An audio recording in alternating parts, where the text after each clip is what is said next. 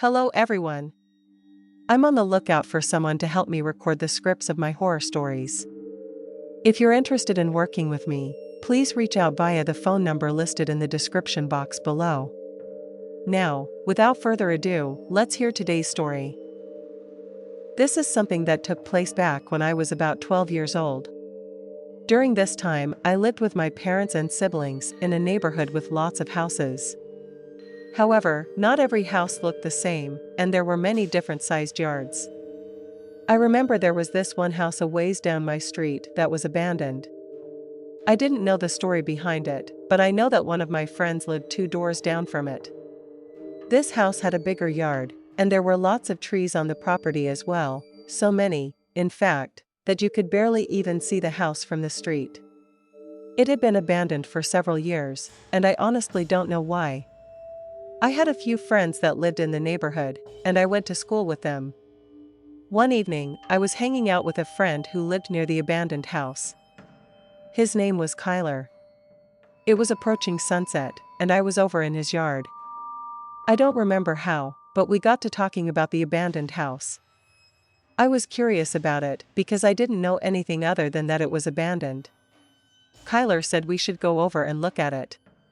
So we walked along the sidewalk in front of his house and past the next door neighbors. Then we were standing in front of the abandoned house. There was a gate that was a little bit open and really rusty. The front yard was overgrown with long grass and lots of trees that needed trimming. I remember Kyler just started walking up into the yard. I followed him, and then he walked past the gate. At that point, I asked him if we were allowed to go back there. He said, "Yeah, the property is abandoned, so who cares?" Then he claimed that he had been in the yard several times before. He started showing me the house and talking about it. We went all the way around it and into the backyard. There, the grass was also overgrown, but there were patches of dirt as well. Then we noticed that a back door to the house was open a little bit. Kyler and I walked over to it. I think we were both pretty curious as to why the door was open. We both knew 100% the house was abandoned. Kyler said the door was not open the last time he was back there. I asked him if he had ever seen the inside of the house before, and he said no. At that point, we both decided to go in. Kyler opened the door just enough for us both to enter. Once we were inside, we saw that all the lights appeared to be off. It was getting dark out now, so the visibility wasn't the greatest. I could tell, though, that there really wasn't much of anything inside the house at all. We were in what was maybe the dining room or living room. I saw a kitchen area to the left. We both walked in farther and saw that there were a few pieces of old furniture here and there, but really not much. I remember seeing a staircase going up, but we walked past it and went toward this hallway. I had a bad feeling about the whole thing, and I didn't really want to be there. To me, we had seen enough and probably should be going, but Kyler continued to walk through the house and went down the hallway into what I think was a bedroom. I remember that I stayed back a little bit. I was still in the hallway when Kyler walked inside the bedroom. At that point, though, I suddenly heard footsteps. It sounded like somebody was actually upstairs. I listened closely and realized somebody was definitely coming down the staircase. I quickly ran over to the room Kyler was in. This appeared to be mostly empty as well. I told Kyler I heard somebody coming down the stairs. At first, he didn't believe me and thought I was just messing with him, but a moment later, we both heard the footsteps arriving at the bottom of the stairs. I went over and quietly closed the door to the room we were inside. We heard the person begin to walk around. The footsteps got slightly closer to us. My heart was beating like crazy, and I was literally sweating.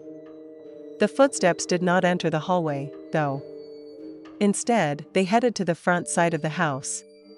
When this happened, Kyler and I knew we needed to get out of there. We felt that whoever was in there probably heard us, and they were now looking for us. I opened the door, and then we both sprinted out of the hallway, through the back door of the house. Luckily, it was still open as we had left it. Neither of us bothered to look back where the person had walked. As I was going out the door, though, I did hear footsteps approaching, but they were still a distance away. We both left the house, fled on foot around the property, and back onto the sidewalk. Then we both went back to Kyler's house. Whoever had been inside the house did not leave or follow us.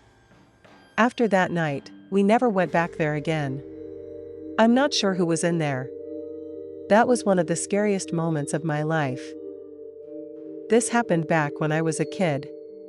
I think I was maybe 8 or 10 years old. I lived in a neighborhood that had a cul-de-sac. There were several kids in the neighborhood that I was friends with, and we would all hang out. One night, I was with some friends, and we were playing several games in the street. We started playing hide and seek, and we basically had the entire cul-de-sac to ourselves. My friends and I lived in almost every house on the cul-de-sac, except maybe 2 or 3 of them. One house, though, the one at the very end, was abandoned. Everybody knew that, but not many people knew why. It was an old house, and I couldn't remember the last time anyone had lived there. I remember one of my friends stood in the street and began counting. We all started running away, scattering to find our hiding spots. I suddenly got this idea to hide behind the abandoned house. I figured nobody lived there, so no one would be mad that I went in their yard. I also thought my friend would never think to look there. I felt like I had almost found a loophole in the game and would easily win for sure. So, I went onto the property and into the backyard, crouching down behind one corner of the house. The backyard seemed to go back pretty far, and there appeared to be woods at the end of the yard that stretched on for who knows how long. Several minutes went by, and I knew my friend was looking for everyone. I couldn't hear much from where I was, but I did hear a little bit of chatter from some of my friends off in the distance. As time went on, I felt more and more confident that I wouldn't be found and would win the game. I was just waiting to hear them say that everyone had been found except for me. While I was sitting behind the house, I casually turned around. When I did, I saw this man standing in front of the woods, staring right at me. The guy was somewhat big, but I couldn't make out many details since it was really dark. I had no idea who he was, and it really creeped me out. As soon as I saw him, I got up and ran back around the house. I didn't care about hide and seek anymore. After making it around the house and down the driveway, I saw a couple of my friends in the street. They saw me running and looked behind me. The man had come out around the house and was standing at the side of it. When we all saw him, we freaked out and scattered. At that point, we all ran back to our houses and went inside. Everyone knew that the property was abandoned, so seeing a random man walking out from the side of it was enough to make us head home. By then, it was already getting late, and we wouldn't have been able to stay out much longer anyway. I was really creeped out by seeing the guy, but I didn't tell my parents that night. I don't remember much else until I went to bed. My bedroom was at the back of the house, and I had a window facing the backyard. I remember waking up in the middle of the night. The first thing I noticed was a knocking sound from my bedroom window, which must have been what woke me up. I looked up and saw a man standing there, looking in. It was the same guy I saw in the backyard of the abandoned house. He was just staring at me from the other side of the window. I got up and ran out of my room to my parents' bedroom next door. I started banging on their door like crazy until they got up. When we returned to my bedroom, the man was gone. My dad went outside and looked around the property, but he couldn't find anything. After coming back inside, my parents called the police. They arrived several minutes later, and I don't really remember much after that. The next day, I told one of my friends about it.